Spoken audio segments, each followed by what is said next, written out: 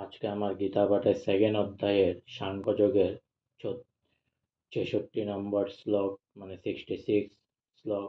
নাস্তি বুদ্ধি যুগস্য ন চা যুগস্য ভাবনা ন চাবাবয়ৎ শান্তির শান্তস্ত কুত সুখম। ন অস্তি মানে থাকতে পারে না, বুদ্ধি মানে চিন্ময় বুদ্ধি, অযুক্ত অযুক্তস্য মানে যে কৃষ্ণ ভাবনায় যুক্ত নয়, ন মানে না, চ মানে এবং, অযুক্তস্য মানে কৃষ্ণ ভক্তিবিহীন ব্যক্তির, ভাবনা মানে সুখের চিন্তায় মগ্ন চিত্র, ন মানে না, চ মানে এবং, অভাব হয়তো পরমাত্ম চিন্তাশূন্য ব্যক্তির, শান্তি মানে শান্তি অশান্তস্য শান্তির হিত ব্যক্তির, কুত মানে কোথায়, সুখম মানে সুখ। অনুবাদ মানে যে ব্যক্তি কৃষ্ণ ভাবনা যুক্ত নয়, তার চিত্র সংযত নয় এবং তার পারমাত্মিক বুদ্ধি থাকতে পারে না, আর পরমাত্ম চিন্তা শূন্য ব্যক্তির শান্তি লাভের কোনো সম্ভাবনা নেই, এরকম শান্তিহীন ব্যক্তির প্রকৃত সুখ কোথায়? তাৎপর্য: ভগবানের সেবায় নিজেকে নিয়োজিত না করলে কোনো মতে শান্তি পাওয়া যেতে পারে না।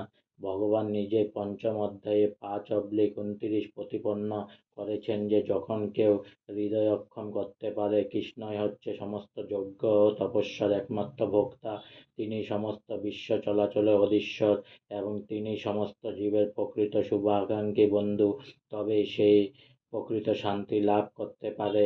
তাই যে কৃষ্ণ ভাবনায় যুক্ত নয় তার জীবনে কোনো চরম উদ্দেশ্যই থাকে না। জীবনের চরম উদ্দেশ্য কি তা না জানাই তার সমগ্র অশান্তির কারণ। কিন্তু কেউ যখন বুঝতে পারে শ্রীকৃষ্ণই হচ্ছেন পরম ভোক্তা, অধীশ্বর ও সর্বভূতের পরম সুহৃদ, তখন তার মন শ্রীকৃষ্ণের সেবায় একাগ্র হয়ে ওঠে এবং তার ফলে সে প্রকৃত শান্তি লাভ করে। তাই শ্রীকৃষ্ণের সঙ্গে সম্বন্ধ রহিত হয়ে যে তার সময় অতিবাহিত করে, সে যতই লোক দেখানো তথাকথিত শান্তি ও পারমাত্মিক অগ্রগতির বলি আওড়াক না কেন, সে সর্বদাই দুঃখ দুর্দশায় পীড়িত ও অশান্ত। কৃষ্ণ ভাবনামৃত হচ্ছে একটি স্বয়ং প্রকাশিত শান্তিপূর্ণ পরিবেশ, যা শ্রীকৃষ্ণের সঙ্গে একমাত্র সম্বন্ধ গড়ে তোলার মাধ্যমে লাভ করা যায়।